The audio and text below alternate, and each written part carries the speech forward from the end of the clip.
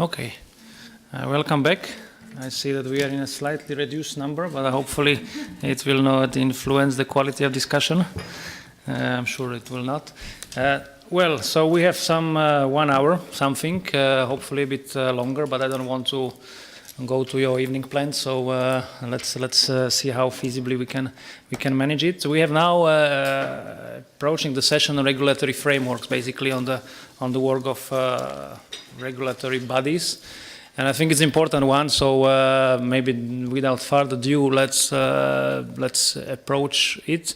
We have 4 speakers. We would like to hear from the countries which were part of the media monitoring as well, but also we have Maria Donda here from the UK, and that's our honor to have her here, because of course to hear from more independent and basically sometimes the body which is seen as a benchmark of a media regulatory framework is excellent. So maybe please let's go ahead, and Maria, the floor is yours. Thank you very much. Thank you very much, Ivan, and to everyone here for inviting me to come and speak.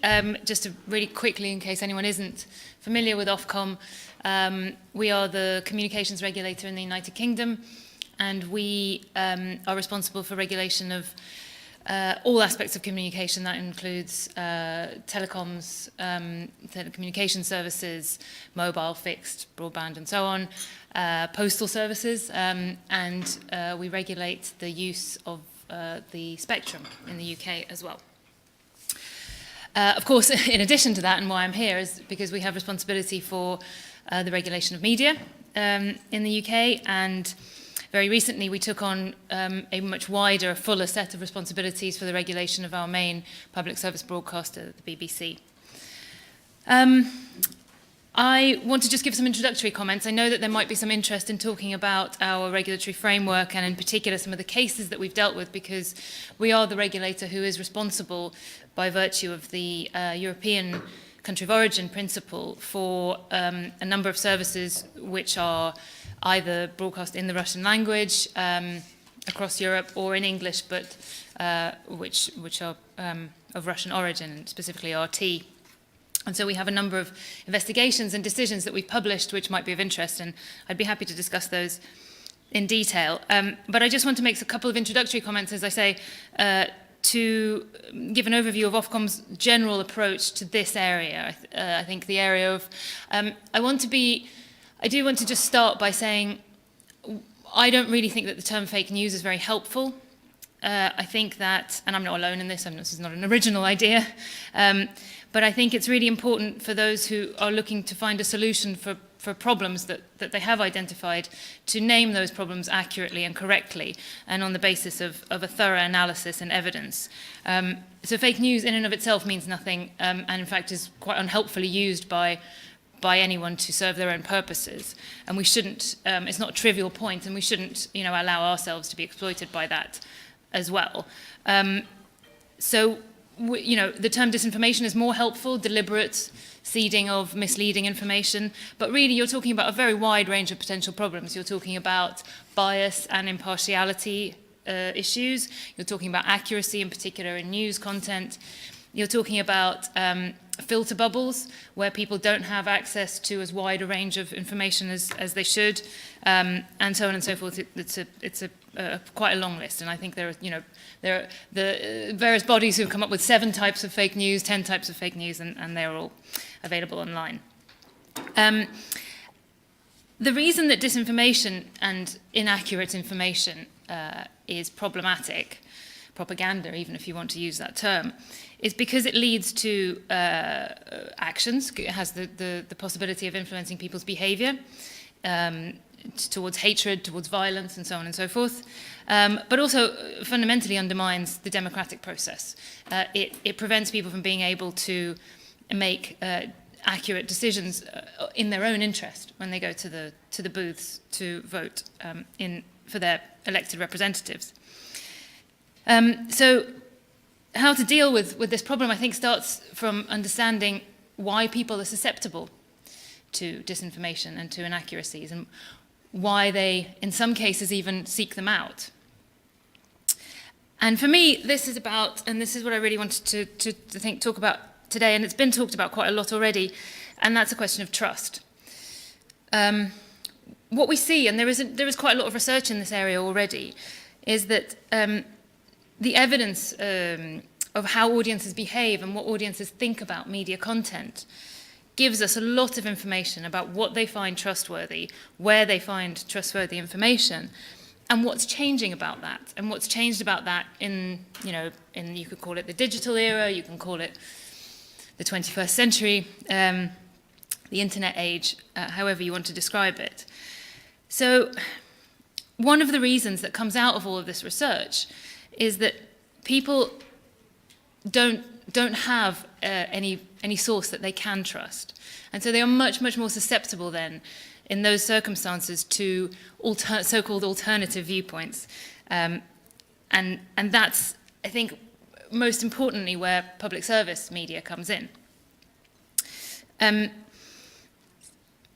If there is no single individual or multiple individual sources that audiences know they can trust, the whole system becomes eroded, and it's unclear exactly where they can find the information that they need. So we know that trust in traditional media is falling. We can see that from the research that's available across across Europe and more widely. But we also know from that research what it is that they find trustworthy, what it is that audiences want. And I think that when we start to try to seek solutions, we should look to those research answers, because that's where we'll be able to look at answering questions such as, if it's not about money, as was discussed earlier, where exactly is it that we will, what is it that we can do in order to help to rebuild that trust again? One of the key themes I think that comes out of a lot of that research is that audiences know and distrust commercial influence, that they really don't like it when they're only told one side of the story. And in a sense, that's quite optimistic, I think, hearing that, because we talk a lot about improving critical understanding and improving people's awareness of these issues, but actually, audiences are aware of these issues. They are critically able to distinguish. There are failures and there are flaws, but ultimately, people know what they want from trusted news content. And then the other aspect of trust in media, and that's the one that I'm really here to talk about, is that of regulation. It's not something that we have touched on very much today, although Andrzej mentioned something about it, I guess because of his previous experience. There are several aspects of Ofcom's regulatory framework which I think are particularly important in terms of helping to support the really quite high levels of trust that people have in media and mainstream media in the UK. For the first, I think, is a fundamentally detailed, accurate, accountable and transparent regulatory framework. We have a detailed set of rules. We are required to produce those rules by law. We have procedures which explain exactly how we will apply those rules. And we publish all of our decisions, all of which are appealable to the courts. The second, I think, is our responsibilities in relation to plurality and media ownership. Plurality has been mentioned a lot today, and understanding how to measure plurality and how to appropriately tweak and refine the ownership rules in the most transparent way is also really important. I was recently lucky enough to work on a set of Council of Europe recommendations, which are currently still in draft form, on media ownership and transparency and independence of regulation. And hopefully, if the Committee of Ministers approves those recommendations, they will be available next year. Those reflect exactly what I'm talking about now. They talk about what is plurality and what are the best ways to ensure plurality, why plurality is so incredibly important, particularly in this digital age, and what member states can do to improve that. And the third, I think, is probably research and media literacy. Ofcom has specific duties in relation to the promotion of media literacy. And we happen to meet those duties largely through research. But that really underpins all of our approach, which is that we are entirely evidence-based, so that when we look at finding solutions to problems, our first starting point is always to describe what the evidence shows us about that problem. I think regulators can have a wider role in relation to media literacy than that, and many do, and there are many really interesting programs that are already in place. And it's possible that Ofcom may also explore those in the future. But research and evidence is a fundamental basis for going forward with that as well. Underpinning all of that is a requirement that we are fully independent from government and from the industries that we regulate. That is the most crucial aspect, I think, of regulation.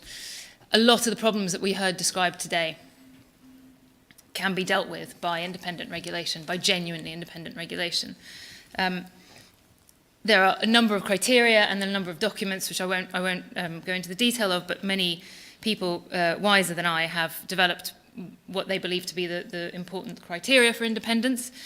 These are things like accountability. They're kind of quite general principles, things like accountability and transparency and so on and so forth, but also some quite detailed aspects, which I think a lot of regulators really do not have. And that is the power to reach your own decisions and to impose sufficiently strong sanctions in the event of non-compliance. Detail about how the governance of the organisation is run, how senior managers and board members are appointed. And a lot of this is reflected in the proposals to amend the AVMS directive in Europe as well, which I think have already actually been more or less agreed through the negotiations, and which hopefully will see the light of day as soon as possible, because particularly in the case of a country such as Hungary, I mean, what appetite there will be on the part of the EU to press those independence requirements when they are in force is a matter for some debate, I suppose. But ultimately, if you've got something in a piece of law which says these are the criteria and this is what you have to deliver, that's better than not having it at all. So in terms of what we can do to address the problems that have been described today in terms of disinformation, inaccurate content, and so on, I think it has to start with the question of how to rebuild trust in genuinely independent media. I think that's a matter for collaboration, actually, between regulation and broadcasting and media. It does require a culture of independence. That has to underlie it. It requires full transparency and accountability by all partners involved, and it requires it does require a focus on critical understanding, because that collaboration also needs to be not just with regulators and the media, but also the public. Public have to take responsibility for their own understanding of what's going on around them. So those three pillars, I suppose, are the ones that I would I say lie at the heart of trying to find solutions to these problems. Collaboration is absolutely crucial between parties, between actors, between regulators at the international level. And that's one of the reasons why I attend sessions like this, in the hope that can be further promoted. So I'm happy to talk about, as I say, any of the cases that will be particularly interesting, but I don't want to hold up too much time before the other speakers, so I will end there. Thank you. Excellent. Thank you very much, Maria.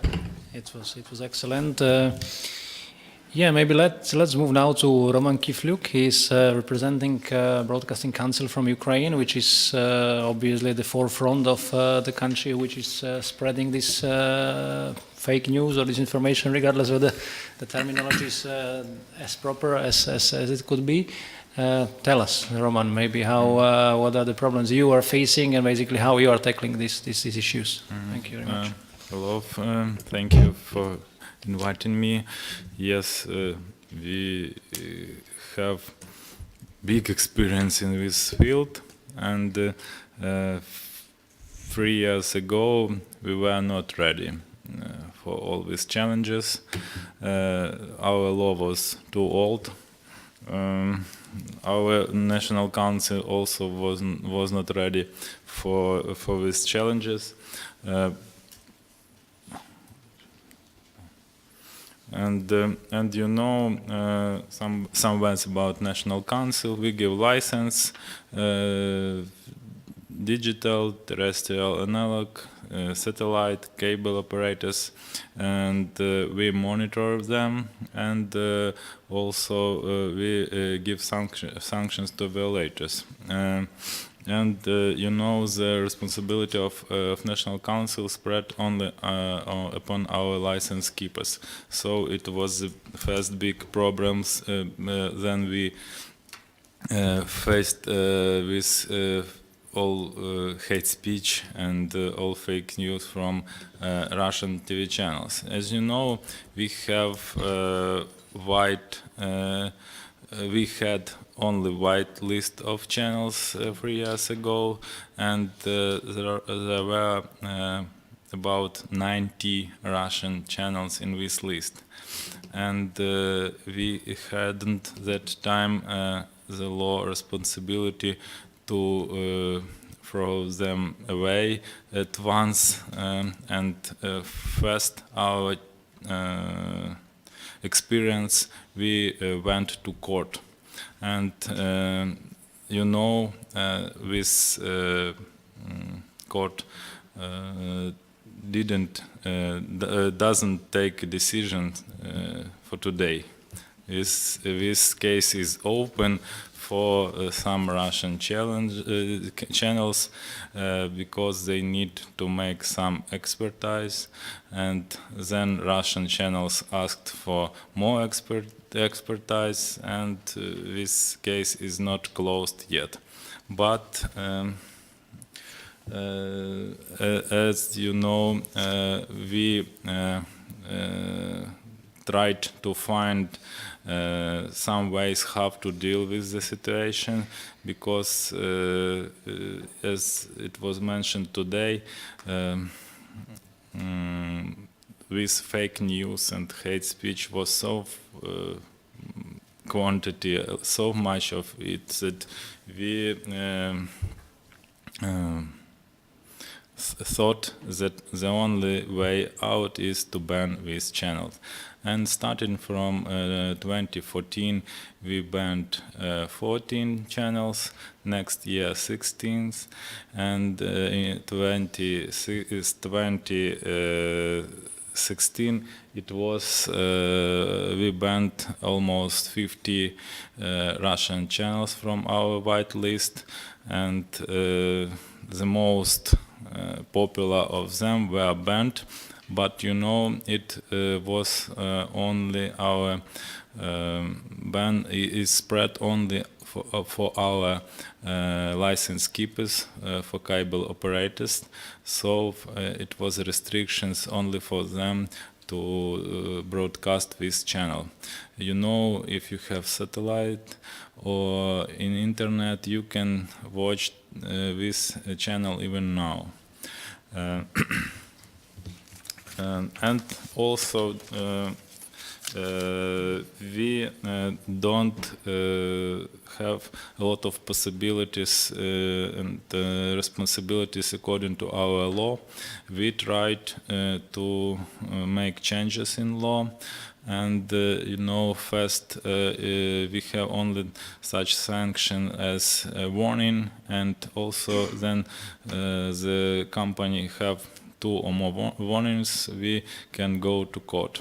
And we proposed to change the law, and also starting from the end of 2015, we can to put penalties for broadcasting, for example, Russian channels, or for hate speech, and so on. Also, we, you know that if we had strictly hate speech and fake news in the whole channels for this was discovered by Russia, for example, Live News or the Star channels, but there are some channels that they give not strictly fake news and hate speech, some hidden, and also for this purpose a lot of films and dramas were shot by Russia, where all the military men, police and so on, they are good men, good persons, they saved people and do a lot of good things, and it is also was very good thing for them. Then non-signed military persons came to Ukraine. Some citizens, they thought that they are good and they came to save them. It also was the main reason in Crimea, you know, and these films also make their role in this situation of annexion. So starting from 2015, the law was adopted about restriction of Russian films, all films from 1991 with military persons and other institutions from an aggressive state, and also all the films starting from 2014. For today, 585 films forbidden in Ukraine for broadcasting. And all, after 3 years of conflict, the doctrine of information security was adopted by the president according to the decision of National Defense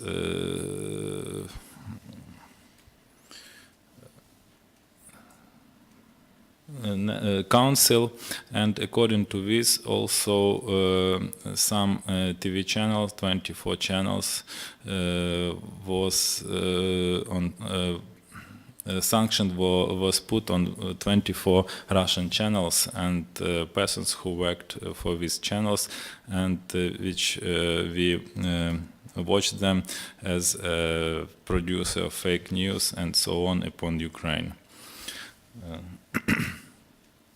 As you know, I said that our responsibility spread only upon license keepers. We have in our old law some articles which is connected to this sphere, and we made monitoring all the time, constant monitoring on this area, and during this year we put some sanctions and penalties.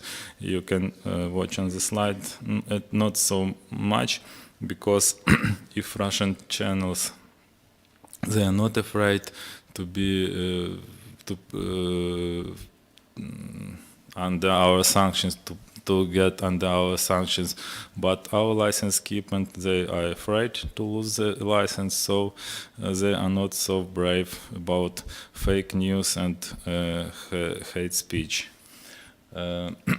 And as for strictly fake news or untruth information, we don't have a lot of experience, but we have one article in our law that is in some way connected to this information, and just now we have one experience. We conducted verification of one information in use, and I think this year this situation will be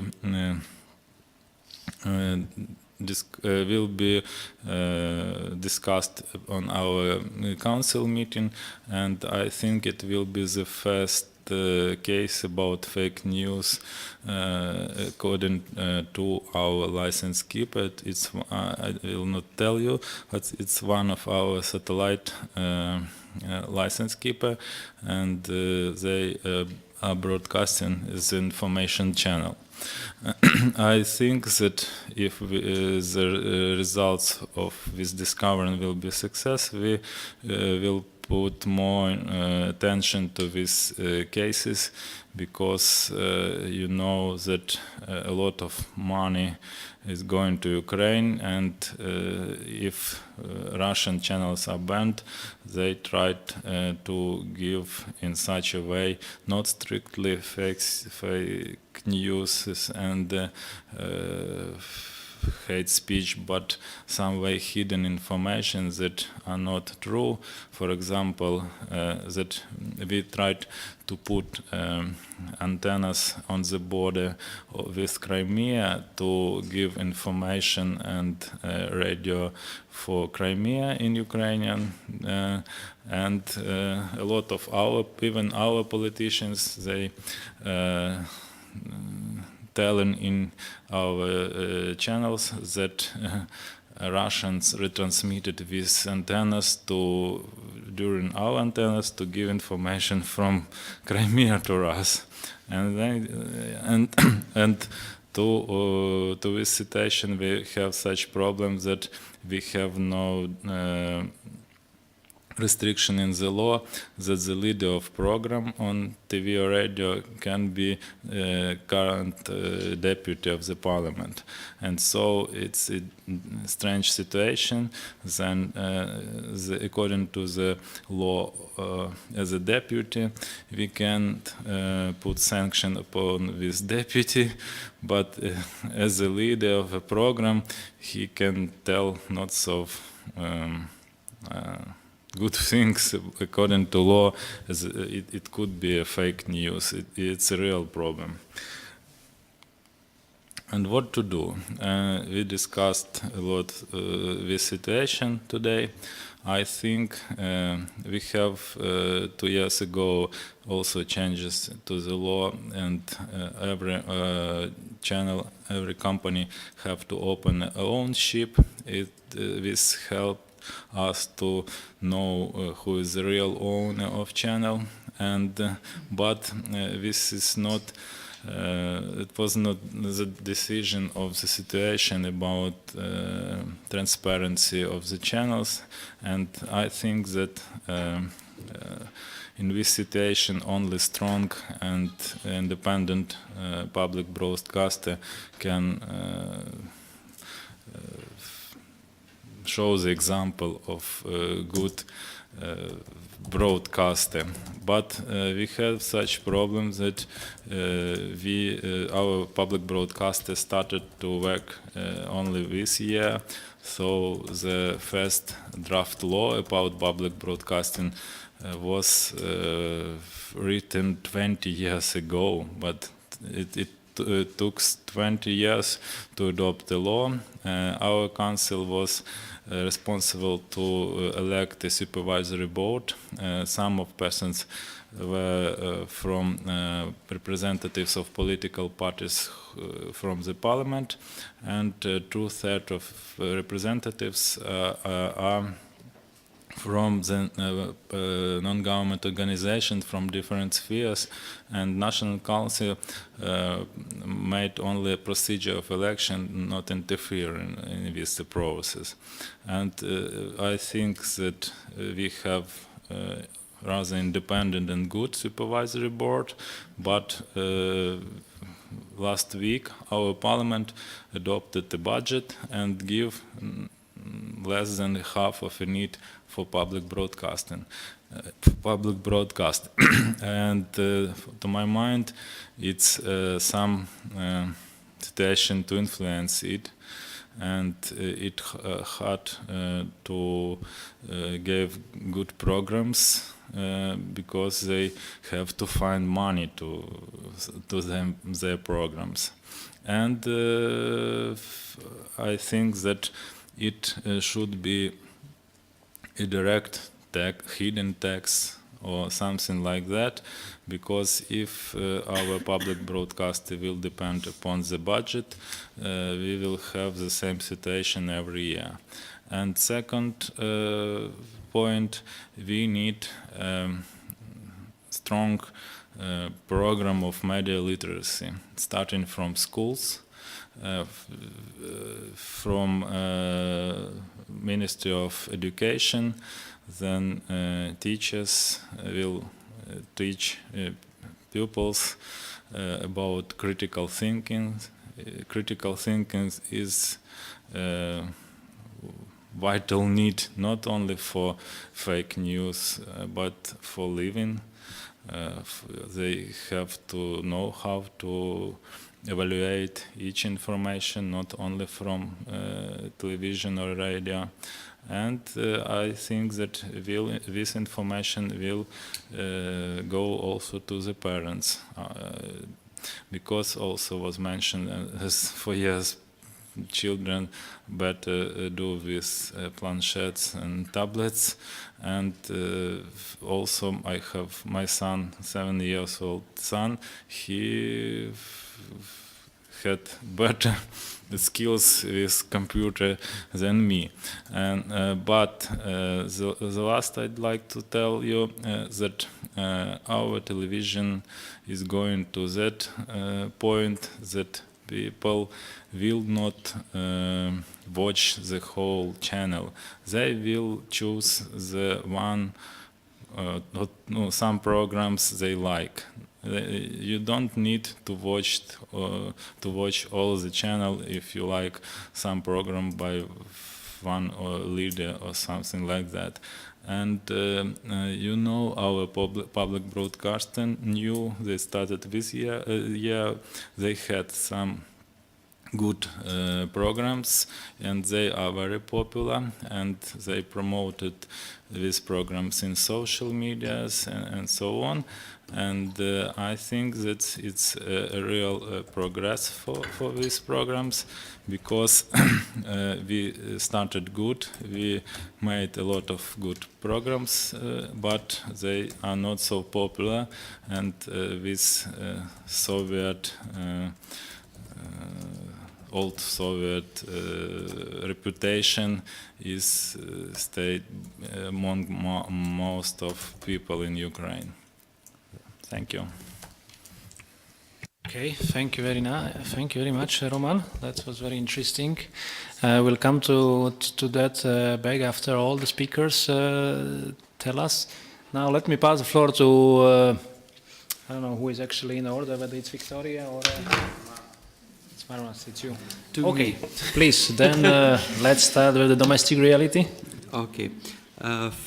Thank you very much, Mantas Martišius, Lithuanian Radio and Television Commission.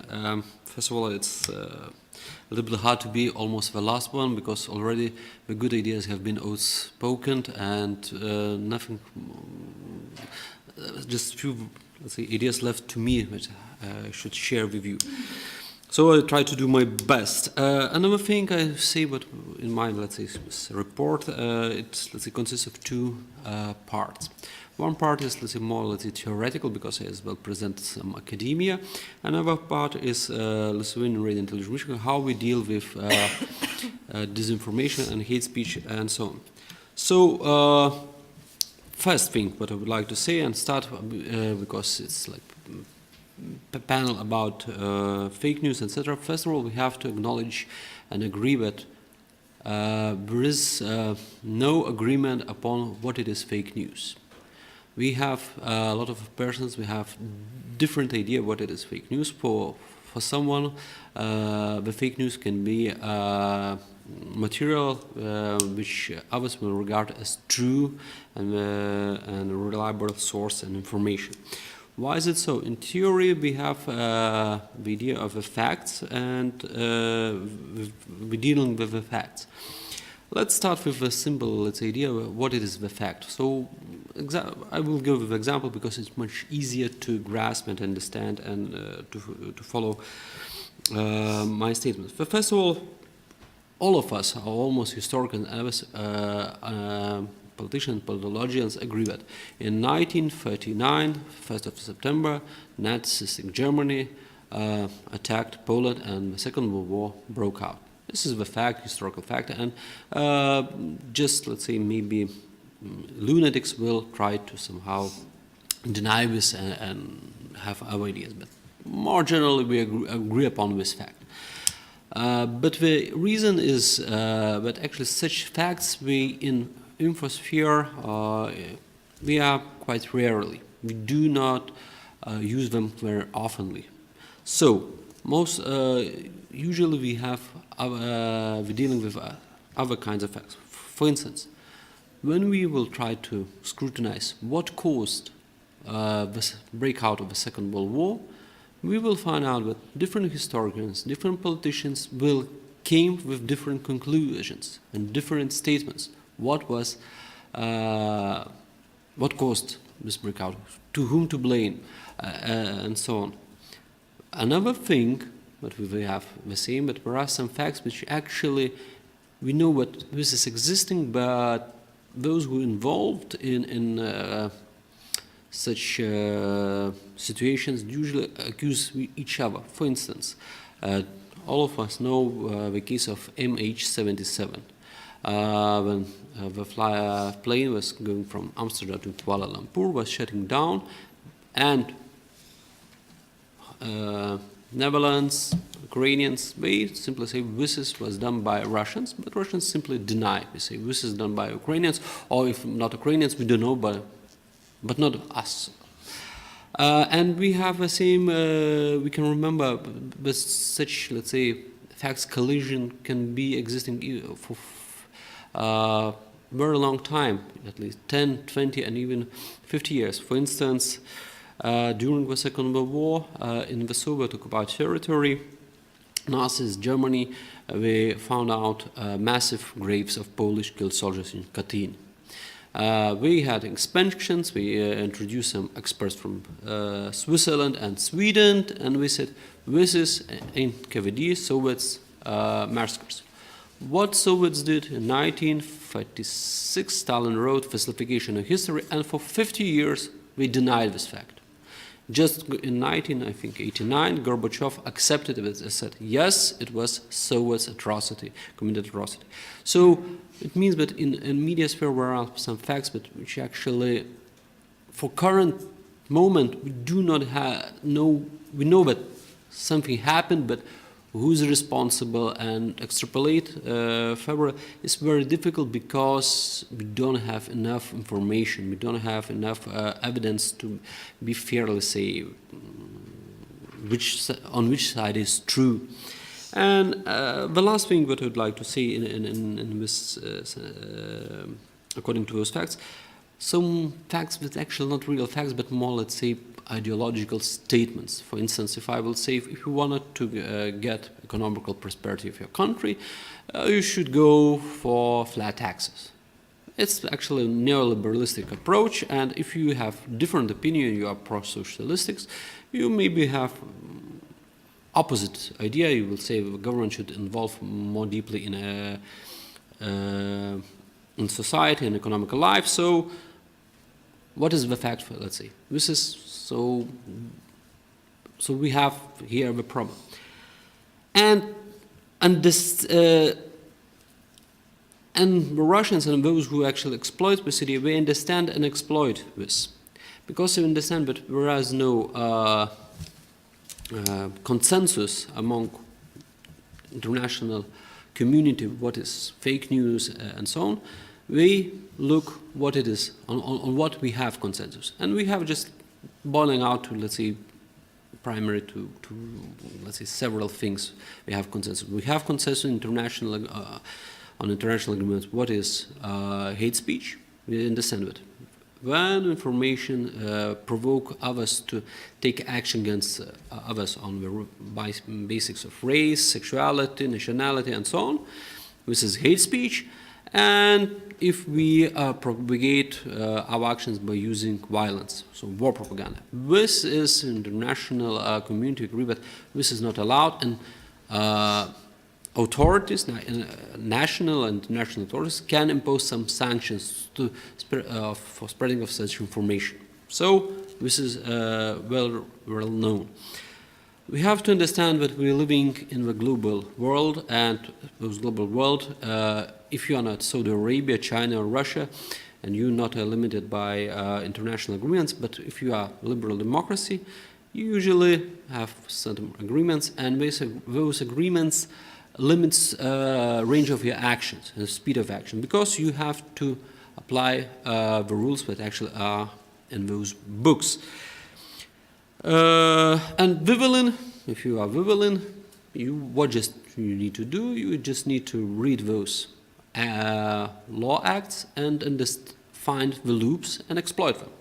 And simply saying, this is now the second part of my this report, simply saying, we're Russians, we simply understood that, okay, in the EU, the most, let's say, vital document is Audiovisual Directive, which all participants of EU have to apply and obey according to those rules that are written in this Audiovisual Directive. And one of the things in this Audiovisual Directive is licensing issuing. A lot of so-called Russian channels, but we are seeing in Lithuania, they are juridically we are not Russian channels. We are actually European channels. We have, as I say, license, or we can change passports of EU members. And what does this mean? This means that actually, if you wanted to deal with those such channels, usually the responses goes to the countries which issued license. One thing. Another thing that we have to say that some Russian channels, we, for certain reasons, we get the license in one country, but transmitting the information to other. It's for instance, RTR Planeta.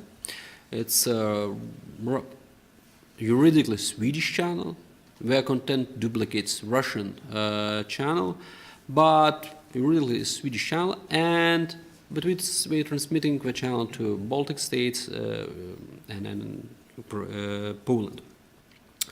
And if you detect something which can be violations, but like say disproportional information or biased information, in this case you have to, let's say, collect the data, write some reports, and send to those who issued the license, in this case, Swedish authorities. And the Swedish authorities should act. But this is costly and time-consuming mechanism. Just in the case of hate speech and war propaganda, authorities like Lithuanian Radio and Television Commission can act, but still, actions are not can't be very fast. First of all, you have to notice, then you have to have at least 3 per year, 3 times of such cases as when on air of television channel have been detected spreading of hate speech. Just when you can take some actions against that channel in your country. And Lithuania, we have 11 cases when we took some measures for a certain period of time, limiting receiving the signal of such channels in territory of Lithuanian Republic. And for my conclusions, I should say I have two news. One is bad and one is worst. The bad is actually that as a regulators, which try combating with hate speech and so on, we are limited in actions. We can't be very fast, and we can't, let's say, take actions when there is no direct hate speech. If it's some let's say, information which consists of mocking of a country, or information which can be regarded as politically biased but do not crossing the line, so you should, let's say, take a blind eye and just go on. So this is bad. I know in new audiovisual directive, it's now we have suggestion to be coming from Lithuanian part to be a so-called urgent procedure, when you can act much quicker in certain period of times. But it's still not this new individual directive is not adopted, so we're still talking more about the future than about the current situation. And the most worst news is what I think.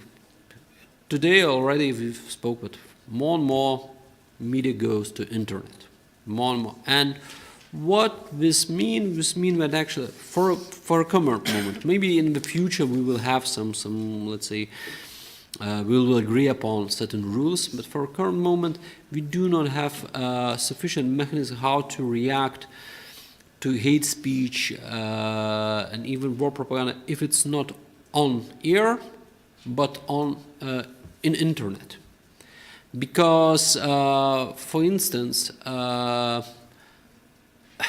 can give you some simple example. You can find in internet materials which actually can be very provocative and can provoke racistic views and so on. But national regulators, what we're dealing with, are those that kind of information is directed to our viewers, to, let's say, to Lithuanian viewers or to Polish viewers or always to someone else. And usually, yes, it can be accessible from Lithuania, but if it's not directed to us, we can't take any actions against this. And this is some, let's say, kind of duplicity. On one kind, we understand that this is, we can access such kind of information, but on another hand, we can't take any actions against it. So this is my small presentation, and thank you, and maybe in the future, if there will be any questions, I will be glad to answer to them. Thank you very much, Montes. Yeah, Roman, you wanted to add something? Not question. I'd like to add.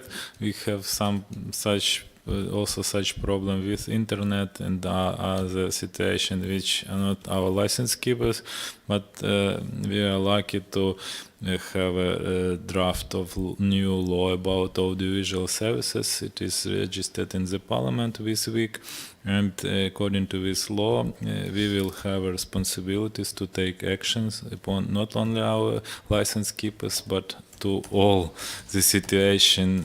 If will be some violation of the law, we will have a responsibility to take actions, no matter internet or something like that. Thanks. That's an interesting approach. Okay, thank you very much. Thank you very much, Mantas. Now let's listen to Victoria Chekan. She's from Moldova. She's representing media or the monitoring department from Czechia, the regulatory body from Moldova, another country which is influenced by this spread of Russian messages. So let's hear how they are facing the situation and how they're trying to tackle it.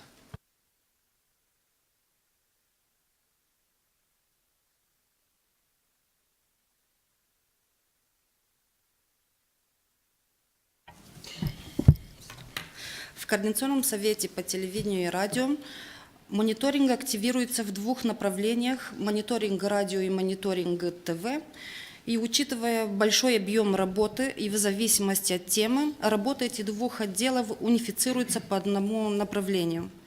В последнее время совместно с развитием рынка средств массовой информации и со многими событиями, происходящих в разных странах, и для того, чтобы обеспечить программу защиты прав потребителей и его право на получение достоверной и объективной информации, возникла необходимость проведения мониторинга в отношении пропаганды и ложной информации.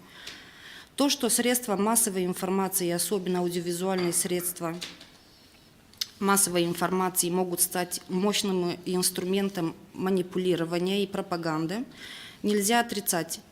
Предмет битвы с пропагандой, дезинформацией и манипулированием общественным мнением путем распространения ложной информации стал в последние годы очень актуальной, чувствительной темой в нашей стране.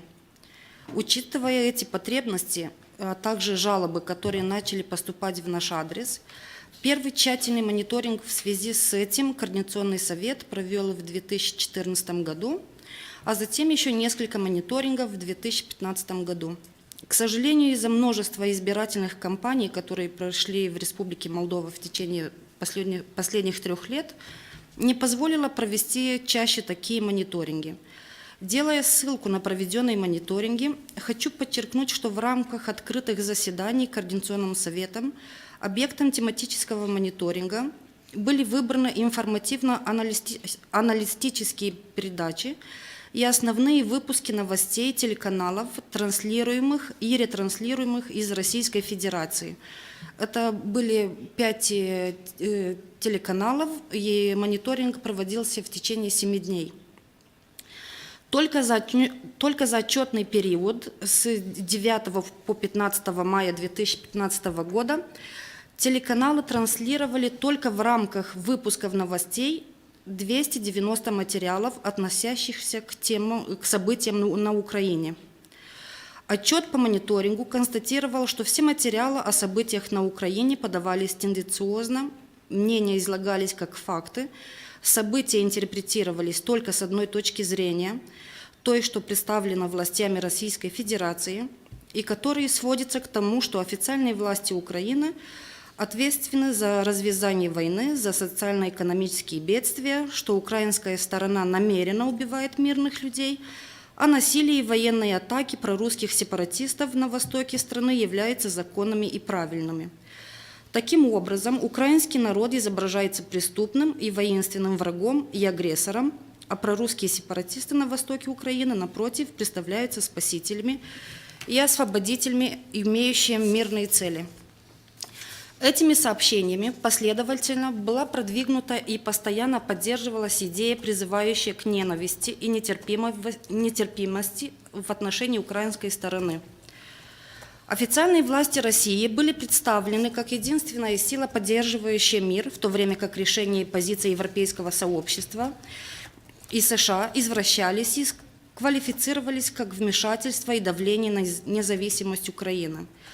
Принимая во внимание то, что подобные однобокие речи о ситуации на Украине постоянно распространялись одновременно всеми аудиовизуальными средствами, поступающими из Российской Федерации, учитывая серьезный дисбаланс между большим объемом времени, занимаемым ретранслируемыми информационно-аналитическими программами, по сравнению с местными, Координационный совет по телевидению и радио посчитал, что были нарушены права потребителя на полную, объективную и правдивую информацию, что не способствует свободному формированию идей.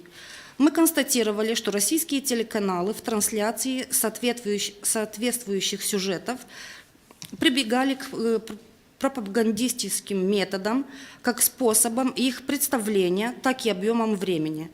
То, что телеканалы, ретранслируемые местными телеканалами, играют роль трибуны, с которой агрессивно пропагандируется политика против другого государства, было показано и трансляцией тематических передач, имеющих целью очернение украинского государства. Своим содержанием передачи и документальные фильмы структурально представляли собой реконструкцию некоторых событий посредством монтажных трюков, комментариев, формулировок, агрессивных антигосударственных штампов, направленных против Украины. Пример одного из таких документальных фильмов – это «Крым. Путь на родину», транслированным телеканалом РТР Молдова с длительностью 2 часа 24 минуты. Фильм основывается на полномасштабном интервью президента Российской Федерации Владимира Путина с видеоставками, которые содержат архивные записи, произведенные во время событий, имеющих место на Украине в период февраля 2014 года, марта 2015 года, фиктивные записи, претендующие на документальную реконструкцию событий. Не без внимания осталась и Республика Молдова в репортаже между 2 дней в одном из выпусков новостей «Вести недели», транслированной московским телеканалом «Россия-24», имея как тему молдавско-приднестровский конфликт. В репортаже продвигались идеологии молдавского языка, который якобы преследуется, и делая пугало из румынского языка.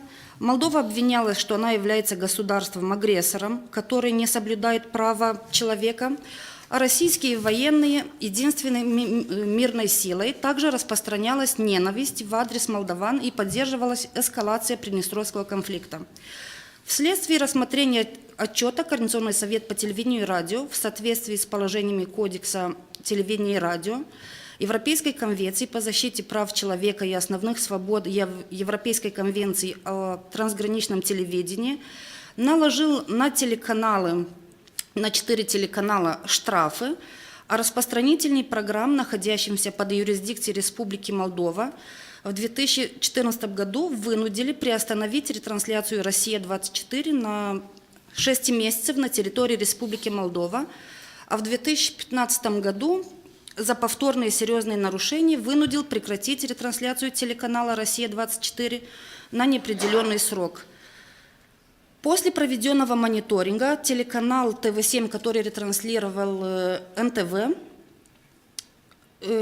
отказался от ретрансляции информативных программ, а после новых поправок в Кодекс телевидения и радио вообще отказался от русского контента.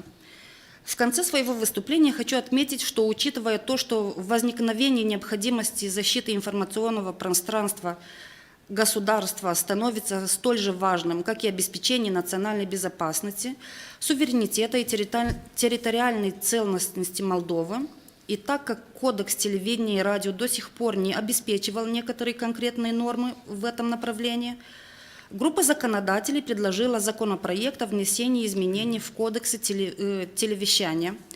И 6 декабря этот законопроект прошел во 2-м чтении.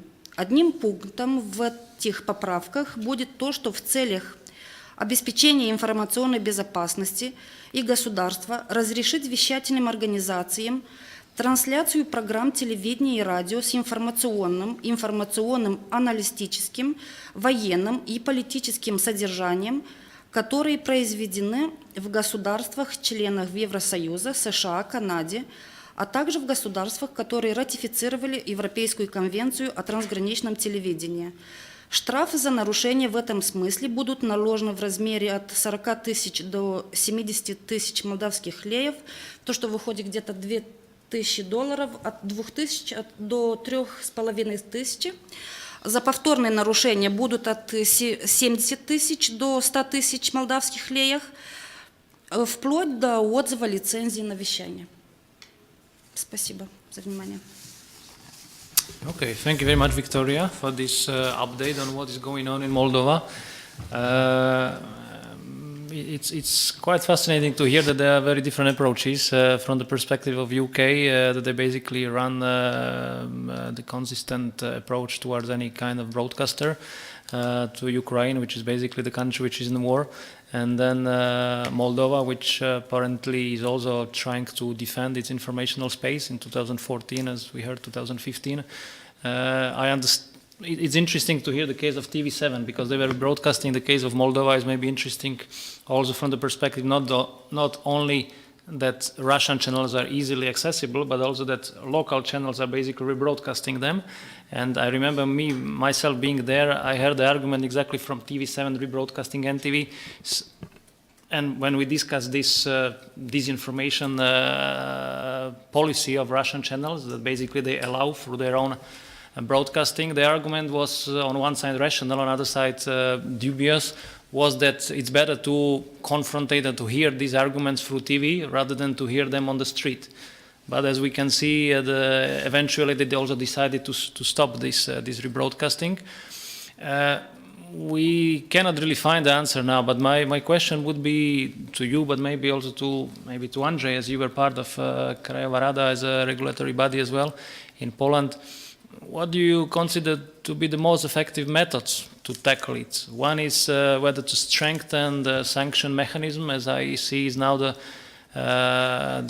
way in Moldova, so increasing the sanctions, or basically expanding the role of a regulatory body over the internet, which is something discussable at least. Or what do you think are the best methods? Or the question also is whether you think there are some methods to basically to prevent something like this to happen, or it's only about limiting the scope of disinformation. I don't know, maybe let's start with Lithuania, because Mantas, you said that there is not that much you can do, or maybe I misunderstood you. Thank you for the question. Answer shortly, I think the sanction works. In Lithuania, it's a good example. In 2013, the total, let's say, share of audience was for Russian, mainly for Russian channel, we had 16% of total Lithuanian audience share. So 16%. We have to bear in mind that those Russian channels have been received not by all technical means, but just by cable news. So if we had all kinds of technical support and abilities to approach audience, the viewership should be even larger one. And after our sanctions, the viewership dropped in 3 years quite dramatically by 10%. So this is quite effective way. Of course, here I will say from my field of from 16 to 10%, so from 16 to 10. We have to understand, in 2013, Lithuanian national television, their rating or their share was 9%. So our public broadcaster was had, let's say, fewer viewers than those 4 Russian channels. So it's quite sufficient. The mainly channels in Lithuania are commercial channels. But there are some, let's say, arguments. But this is not our way, let's say. This is not a democratic way to impose sanctions. A democratic way is maybe to get into discussion and to maybe to present some content which actually can be more appealing to Russians, and eventually you will prevail over the opponent, etc. But we have to understand in Russia we regard media as the tool of influence. The tool of influence. And we let's look closely what happened after annexation of Crimea and the involvement of Russia in eastern Donetsk and Lugansk, and with sanctions, etc. Another thing that happened, oil prices dropped, so we had severe, let's say, economical impact, and we had to get haircuts. But there have been 2, let's say, budgets that actually didn't get any, let's say, cuts. It was one military expansions, and another media. Russians understand that we have to have very strong media, first of all, within Russia, which actually attract millions of viewers, and those viewers will watch and will consume that media, and eventually will get notion, understanding what Kremlin wants. That's one thing. And another thing, we understand that by consolidating the Russian media in their hands, Kremlin can spread their, let's say, message overseas. First of all, to former Soviet republics, where Russian language understanding is quite high, and we went by Russia, RT and Sputnik to other countries. And in other part, let's say, let's call it Western part. Yeah, we in Western part we have, let's say, much stronger media, which actually provide much better and greater content. But we are not consolidated, and it's maybe I do not, let's encourage that we should consolidate. It's impossible to do. Because we are not consolidated, we pursue for our internal business, let's say, goals, and the response to Russian is not so strong as it could be. And eventually we are in the long run in much weaker position than those who bagging against this so-called information war. And in internet, of course, internet, because in the future we will we will deal with one fundamental problem. This is problem of, let's say, who controls, or not controls, but who impose rules on global internet, on global. Because in national areas, we can say concentration of a market. So in Lithuania, we have authorities who are responsible for concentration of the market, and we can deconcentrate, take actions. But if you have your market is global, who will say that you have 90 or 60% of global market, and who can impose certain measures will say that you have to decrease this concentration to, let's say, more suitable percentage. There is no such authority.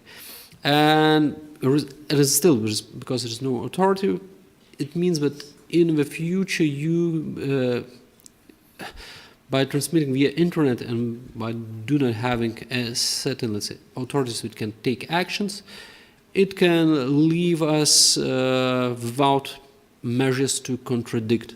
My final goal, what I would like to say. For instance, in the European Union, in the whole, we have for 2020 to achieve 50 megabits per second in the European Union as the goal. In Lithuania, we have 100, 150 already. What does it mean? This means that it's very fast internet, and it means that we can, by internet, we can access a lot of programs, and by streaming, we can watch games, etc., and we will not lag, and so on. So this is good quality. If you increase this to 200, you can watch television in 4K or 8K resolution. Very huge quality. In Lithuania, nobody transmits with 4K, etc. So eventually, if the speed of internet eventually will grow, not just in Lithuania, but in the rest of Europe as well, eventually the public will turn from linear television to internet. And we will start to consume programs in internet. But if we will not have those who take actions if in internet there is some, no, at least hate speech. Okay, I don't think I like disinformation or propaganda, because, as I said, we can't agree about what is propaganda and what is not. So eventually it can happen that it will be like Wild West. The stronger ones getting what we want, and if you now we are in a weaker position, we have, let's say, to somehow adapt. But our measures to contradict will be very limited. Thank you very much, Vantas. Did anyone want to comment on my initial question, Andrzej? I only spent 4 years in a Polish regulator. It is not long enough, really. I'd like only to say a few things, few lessons. Lesson number one, the most important one: don't rush, don't react politically. Have always discussion with with whoever you want to punish for what the broadcasters are doing. And there are two interesting cases. One of them is really now hot issue under discussion. In 2013, some, I would say, hooligans, but actually it happened on November 11th, which is Polish National Day. During the demonstration, the installation of rainbow, which was not very fortunately placed in front of the church in the middle of town, was put on fire by these people, and it was transmitted live by religious TV Trwam. Father Rydzyk from Toruń, very right-wing, very nationalistic religion channel, and there was a priest who was reporting and his guest, and in fact they were praising what was going on, and it was putting on fire the installation, on public installation. You know, you may not like the rainbow and whatever is behind in modern times, but that was act of vandalism. So half a year later, Polish Broadcasting Council put a fine on them. They explained there was a process of checking the tapes, everything. Finally, 50,000 zlotys was put on TV Trwam. Of course, they went to court. They lost in first court, but in the appeal court, now when peace is, it was like a year ago, they won. That's it. A year ago, there were some demonstrations in front of the Polish parliament because inside the parliament, the members of opposition were occupying the convene hall. The reason was quite interesting. It was restrictions of freedom of journalists inside the parliament. They were supposed only to ask MPs in a certain hall. Now they are in fact running on corridors and, asking questions. And Mr. Kaczynski doesn't like it and his party doesn't like it. They feel that their freedom is being taken away from them. We think that their freedom should be limited because we have a right to ask questions. Okay. TVN24 and other broadcasters were broadcasting the stuff from inside and outside Parliament. Outside there were demonstrations in support of those who were occupying. And now, almost a year after, the current regulator, with the new people elected by peace only, they put a fine on TVN, 1.5 million zlotys, a huge fine. And to their surprise, the next day, Department of State published a very strong wording statement. And Mr. Morawiecki, our new prime minister, who went to Brussels for the first time for the meeting, he had some not very pleasant remarks from European leaders. They want to talk about press freedom and, this kind of stuff. There is a problem because the fine is the fine. They cannot withdraw from the fine. But what the National Broadcasting Council did, they made a statement that there is a way to go to court. Please go to court, and then we will reconsider it. And Mr. Kołodziejski, the head of it, even went further. He invited head of TVN for talks. So maybe we can find a compromise. Because during court procedures, you can also go for negotiations. So the lesson is simple. Don't jump in. Don't do political stuff. It's very good that the regulators can react to whatever they don't like. I do not discuss it. But please follow the democratic procedures, because you may find yourself in shit like now they found themselves because they wanted to withdraw. And also, you were talking about Katyń, which is, of course, very, very important event in Polish history, and about this, that there is, for years, it was possible to deny something which was historical truth. I want to only repeat that thanks to pluralism of information, not only from, of course, not in Soviet sphere, but worldwide, but also information which was thinking into Soviet sphere from the West, Radio Free Europe, Voice of America, we were able to know the truth about Katyń. However, for 50 years, it was totally denied by Russians. And again, pluralism is something we should really look for and fight for, because this is the final, I think, barricade to fight. That's it.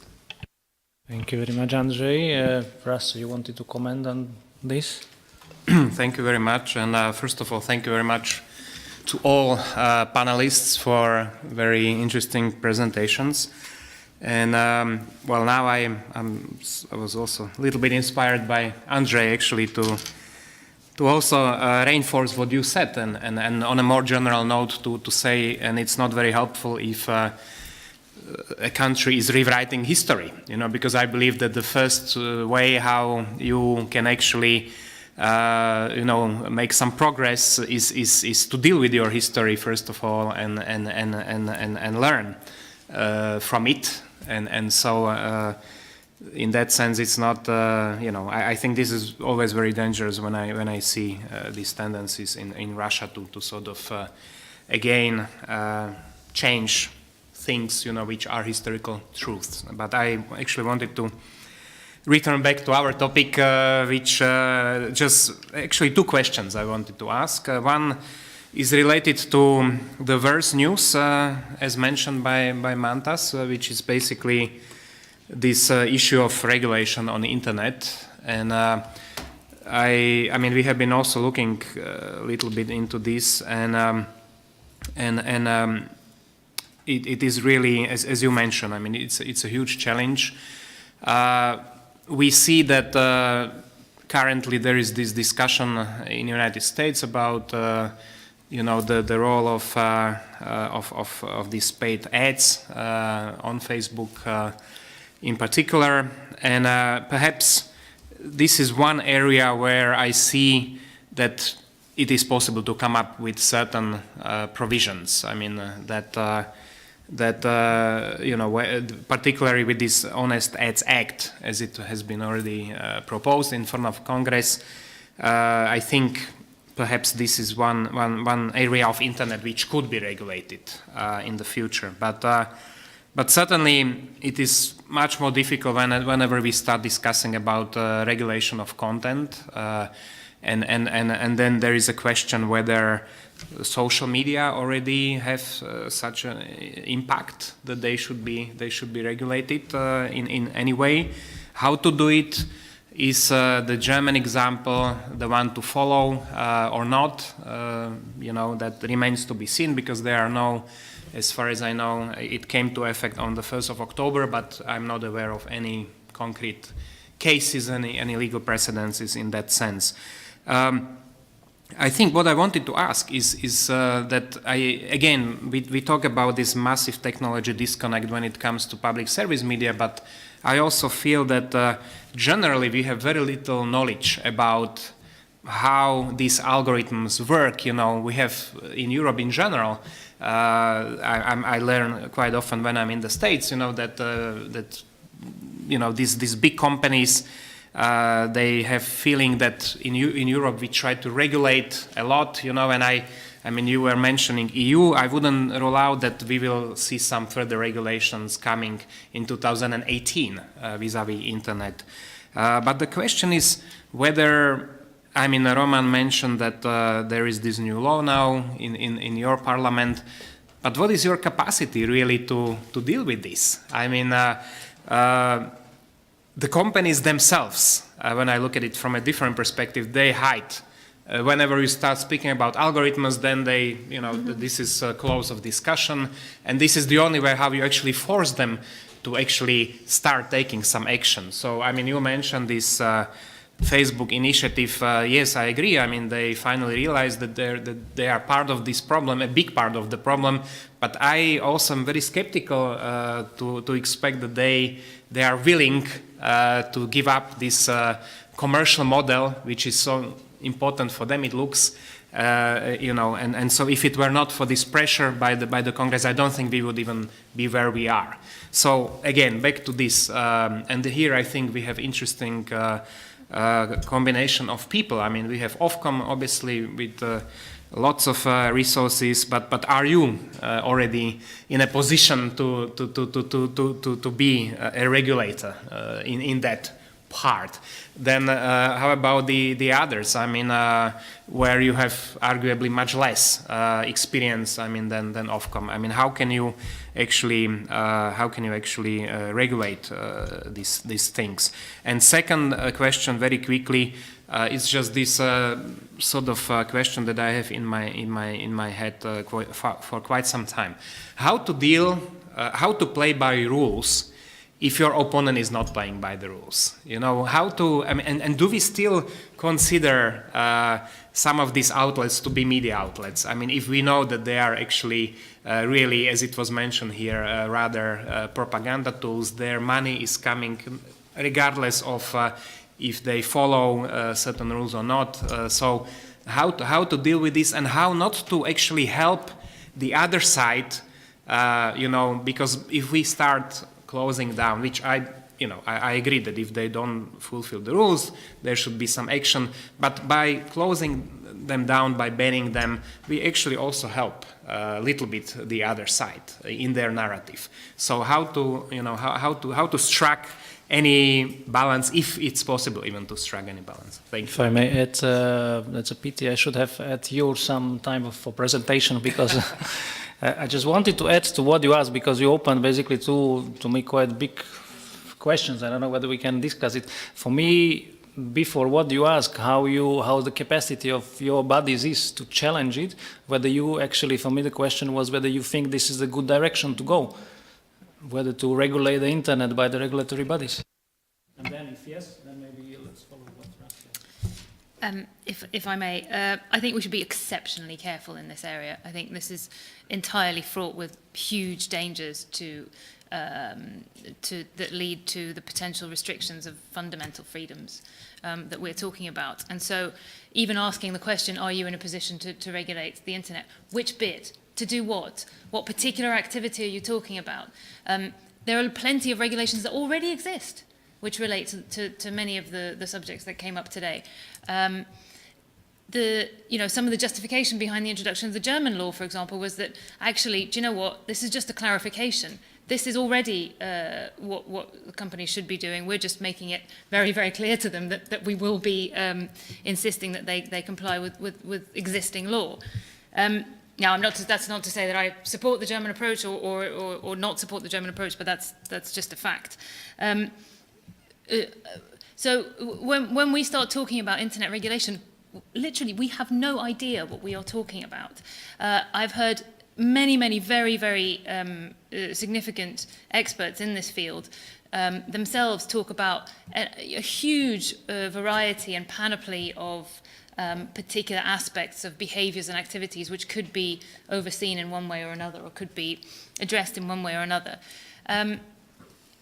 And it is absolute, but one thing I would say is that any of those, even if you take one of those particular activities, let's say algorithms, and their effect or not, or potential effect on media plurality, it is not a one organization job. It cannot be done by a single body. It has to be done in combination with different types of regulators, working with working cross-border with international bodies, with industry, with civil society, and so on and so forth. And so, if you can kind of get that community right, then you can start to approach some of the questions. But I absolutely don't believe that it's the job for a single regulator or a single body. One thing I wanted to react to was this notion of the paid ads problem and question. There is electoral law, right? And one of the key problems that seems to have sort of come up is that electoral law is being broken. It has been broken by a number of different activities which many of us weren't even aware of. Seeing some of the ads that appeared on Facebook, or the paid for content, let's call it, that appeared on Facebook, only 500 people would have seen each of those. It's a sort of, it's only a world that's emerging now. But the point is that there is existing regulation, which is being breached by these types of activities, and it is up to those who are responsible for implementing and enforcing that regulation to take action on that. I just wanted to also very quickly respond to Ivan's original question, which is what is the best solution to this problem? And again, I don't want to sound like a broken record, but it depends on which problem you're talking about. In any event, I think there is no one single solution. You're always going to be in some kind of bargain with the devil, really, when you think about making regulations which are, by definition, at least begin with restrictions to freedoms, right? Where you start to go so far that you actually undermine the things that you're trying to protect. And so when considering this question, whether in the traditional broadcasting sphere, whether in the online sphere, we always have to really be very, very careful and remember that. I think we need to be particularly careful with undermining anything that promotes plurality.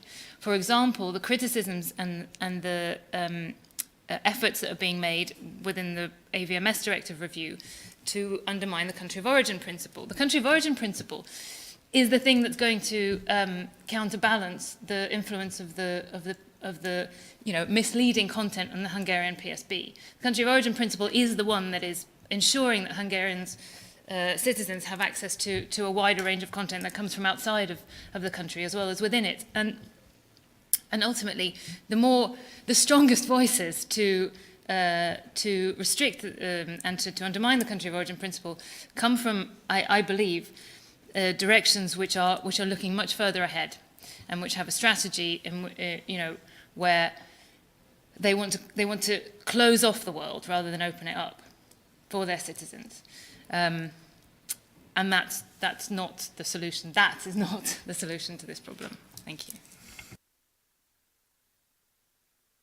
How about protection of minors? Do you do it on internet? So we have a complicated regulatory landscape in this area in the UK. We, Ofcom, are not responsible for any online regulation apart from so defined on-demand services, catch-up services. Let me say something good about Poland. The Polish regulator does, but I'm not saying that no one is responsible. I'm just saying that we are not responsible, and somebody else is. That may well be the correct response. Okay. Because, for example, the UK government has just recently introduced a new piece of legislation which requires that anyone accessing pornographic content must be age verified, and they have very strict standards on that. The relevant regulator for that will be the British film classification body. Oh. Okay, because they've got the porn experience. That's good. So the same in Poland, just the regulator. But however, having said that, whether that will work is an entirely different question. No, they were quite successful, because when they did it originally in 2015, I bet, they found like 100, 100 places the kid could just push, yes, I am over 18. Yeah. And that was questioned, of course, because... But it depends how you measure success. Content which is included half of them improved and then more. Yeah, but it. How are you defining pornography? This is highly open to interpretation. Yeah. You can have sites which offer sexual health advice, which would be considered pornorographic, and therefore children who are precisely the people who need to access it. The point is do something. Of course, don't say that no. It's up to the parents, not only. No, but there are regulatory responses which may be ineffective, is what I'm saying. It's not always down to it's not always down to regulation. No, but still do something. That's the point. Yeah. I don't know what will be the law in final version, but you know that with proposition with internet, we invented not from the good life, and we have unique situation. We are face to face with the empire attack, and we have to invent some reactions to that actions. Yes, we can't do in that way as they do, but the first motivation was not to become a big brother, but to have a responsibility to react. For example, we met some situation that then in the air company put good program according to the law, but on their website or in YouTube they put a changed version with some words and some other situation. This program was changed, and these changes break the law. First, and also we have some internet channels, and they want to have license, but according to current law we can't give them. Why they need this license? First, to to be in cable operators networks and have some other privileges. That's why. Of course, we don't have enough capacity to monitor everything. Even now, we have so much license keepers, we don't have capacity to monitor everything. Of course, then we will have a responsibility to monitor more space. We don't have more capacity, but I think it will give us more chances to react for rude break in the law. Okay, thank you very much, Roman. Is there anyone to comment more on that? Yeah, go ahead, Maria. We'll be very brief, but I just heard two things there which I thought were quite interesting. One saying that we have a responsibility to react, and another saying we have to be seen to be doing something. Those are political motivations. They're not the motivations of an independent regulatory body. So it is, of course, up to policymakers to take those steps and to do those. But as a regulator, I would say that probably the main questions that we ask ourselves and the main priorities are, is it proportionate? What's the problem? Is the solution proportionate to that problem? Will it work? And if those two questions can't be satisfied, then it's not the right regulation and it's not the right response. Thank you. Yeah, Laxi? I think Belarus was a nice polygon for experiment. Initially, we tried to tackle, not we, our government, tried to tackle the Russian influence when the fake news were just only in the nascency. It was the late 90s. By slowly pushing out the Russian content from the frequencies that Russian media were occupying, formally keeping the name of the channel. So basically, you have ORT, back then it was the name of the Russian television one, whatever, I don't watch this. So what they did essentially was, first they started with the news blocks. They pushed in the news blocks which were produced in Minsk, but the rest of the content was Russian still. Then they pushed out other discussion programs, but they never informed the reader, the viewer whatsoever, that the content was, it's not actually the Russian content, it's being pushed out. So they slowly squeezed out all content, leaving nothing but a shell, and then they rebranded it into the Belarusian channel. So it happened like that. Did it help the Russian channels, Belarusian content, Belarusian paradigm, Belarusian ideology? That's what they sought to do, because back then, Russia was actually much more democratic than we have been. That was the only reason for that, to push out, this anarchic Russian news. Yeah, it looks nice, Russia more democratic. To put out this anarchic Russian news that, disturbed the Belarusian Ordnung. Did it help? No. Because we share one language, people just went online to satellite, really. And the quantity of this content was shitty anyway. And it doesn't depend on money. We have money. The BT was funded quite handsomely. Even back then, it's still funded handsomely. Now, the thing is that the product beyond that, ideologically, is bad. They try to develop the whole ideological paradigm of Belarusian state and so on, but they try to do it within the paradigm of us being a part of big Russian nation, to put it this way. So you can't have a lot of wiggle space within that. You just have the wiggle space. If you say that your country starts from 1945 and we always existed only as in the brotherhood, in the brothership with Russians, you can't actually refer to anything that happened earlier than 1945.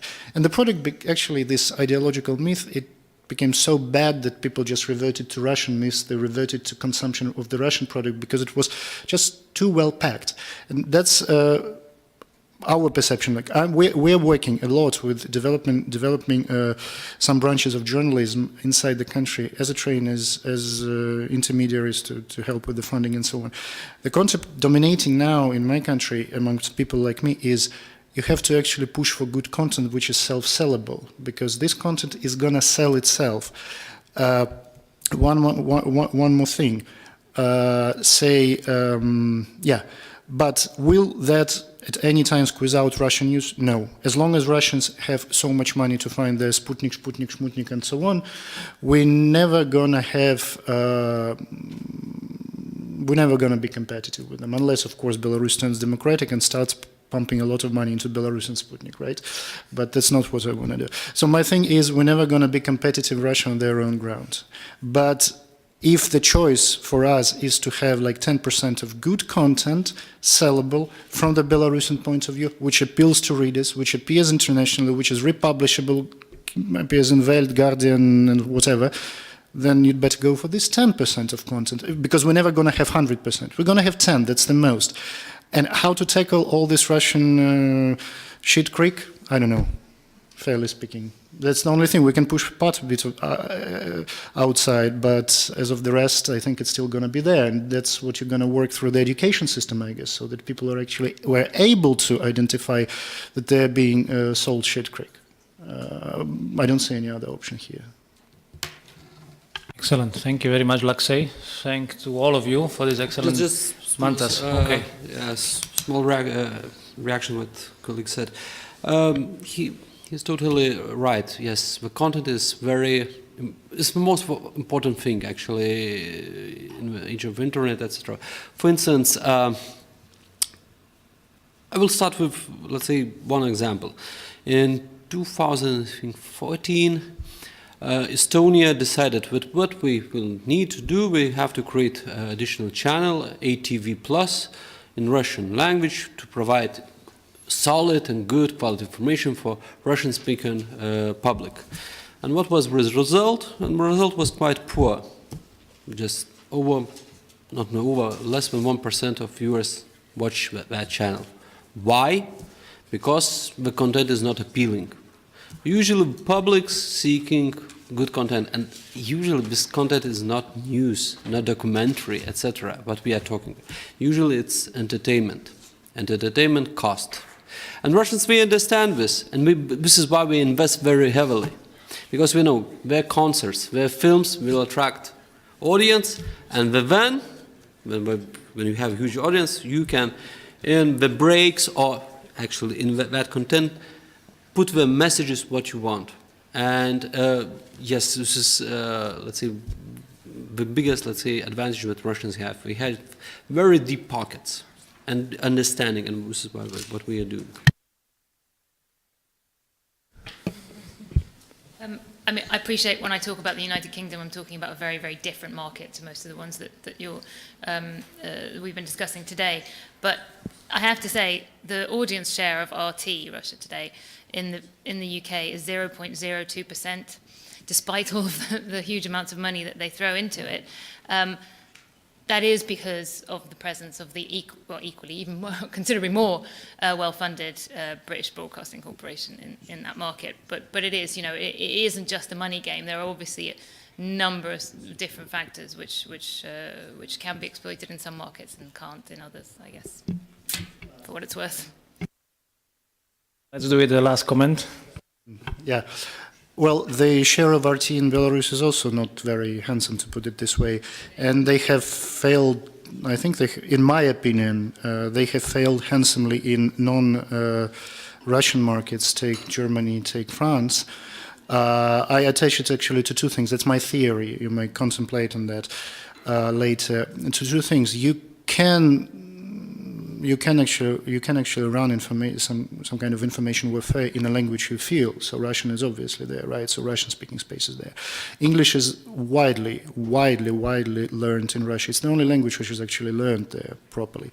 But when it comes to them, not RT, but Sputnik, whatever, playing in other language fields, Belarusian, Ukrainian, they do embark on, they do make Belarusian versions of the news. They do make Georgian version of the news, Moldovan, I trust, Romanian, sorry.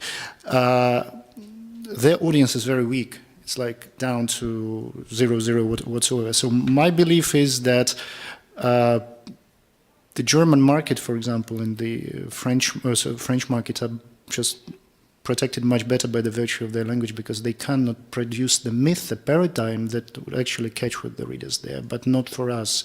They're actually quite well in, they don't need Belarusian Sputnik, they need only Russian, because we read all myths, all the best that they broadcast. But my point is, their influence is limited to Russian space, next come English space. As of the rest, I'm pretty sure they shouldn't be very successful in the long run. You have to learn languages for that. Russians are bad about that.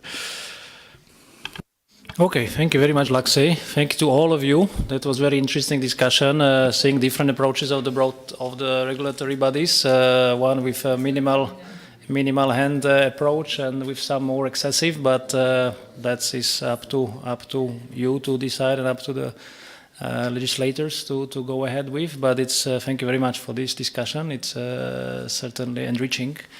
Now let me maybe pass floor to Dovil and Rastio to conclude this excellent roundtable.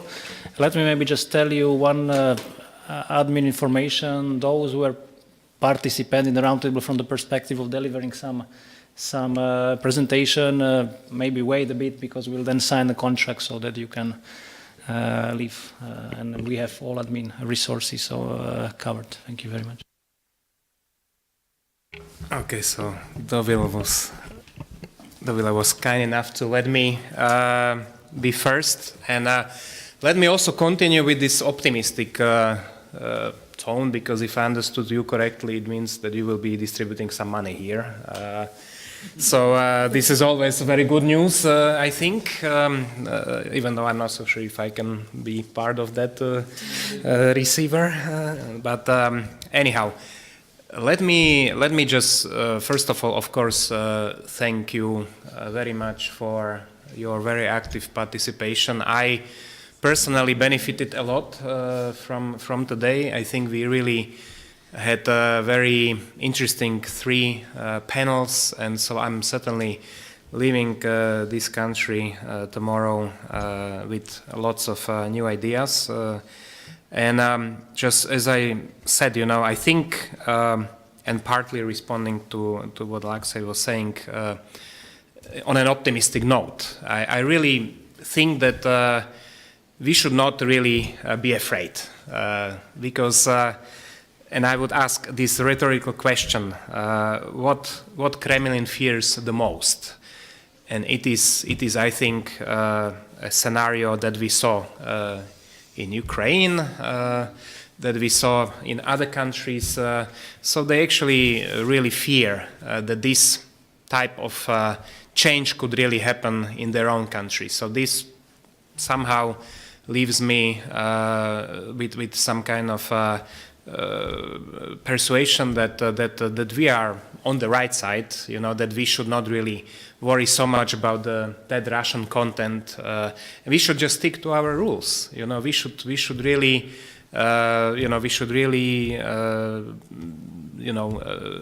it's clear that although I don't like to frame the discussion that there is a crisis of democracy, because I also believe that this is helping to someone.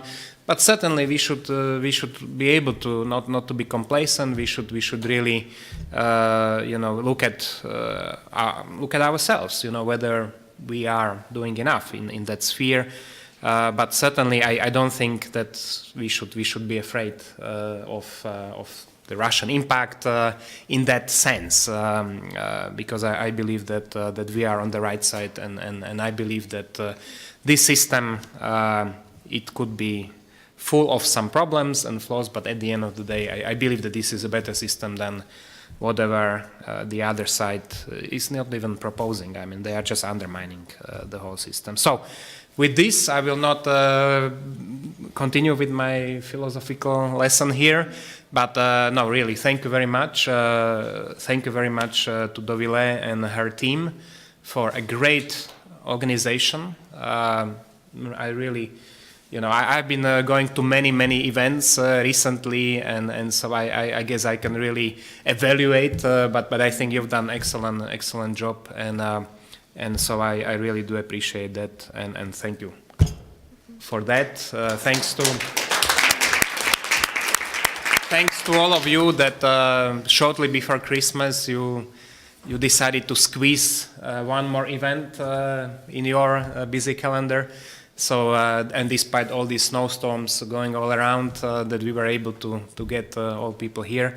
So thank you for coming here, and of course, thanks to interpreters for your work. Rasto, maybe a few words about what's next, when we can expect for report. Sure. Do you need our help? I was afraid that you would raise this issue. Well, first of all, I think that unless someone is against this, I hope that we can maybe share also the presentations, because I think this was very interesting. So let's maybe do that as well. I think Ivan has already distributed some. He hasn't distributed yet, but he promised that he would distribute the preliminary findings, and we would be very interested also to get your feedback, and we will be also individually in contact with people who are directly contributing, or contributed already. But certainly also from anyone else, this is very useful. So I think the next steps will be, we will try to put together things that were said today here. We will try to put together the list of recommendations, and we will finalize the report, which I hope that we can release hopefully around the middle of January, maybe in the second part of January. Well, great. Then something to expect early next year. Just not to take too much time, because event is already extended the time we were planning to. I started, my introductory opening remarks, like by encouraging to enjoy the Christmas market, Christmas tree in Lithuania, because in one way I was relating to the fact that this event is the last one our center is having before vacation, and we already starting to feel a little bit this holiday mood.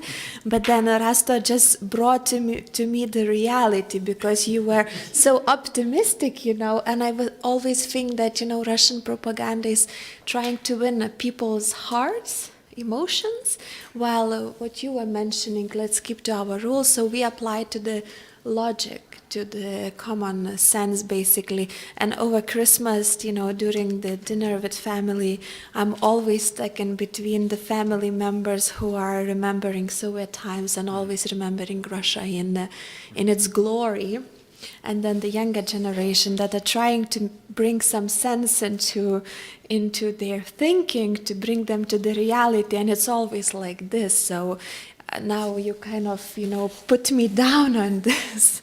But anyways, I'm very grateful for all of you for coming here, because I learned new things that will be very useful for our activities next year. I already mentioned Vilnius Young Leaders meeting that focuses and brings the youth from the region and, enables them to cooperate in the projects when somehow countering Russian disinformation or starting or developing initiatives of media literacy. So I hope that, we will continue cooperating in any topics or capacity in the future. So now I just want to thank my team, to Andrius, Šarūnas, Romas already left, for helping with this, and of course Rasto, Ivan for cooperation. So have a restful evening, enjoy what's left of your time in Vilnius, and have a nice holiday season.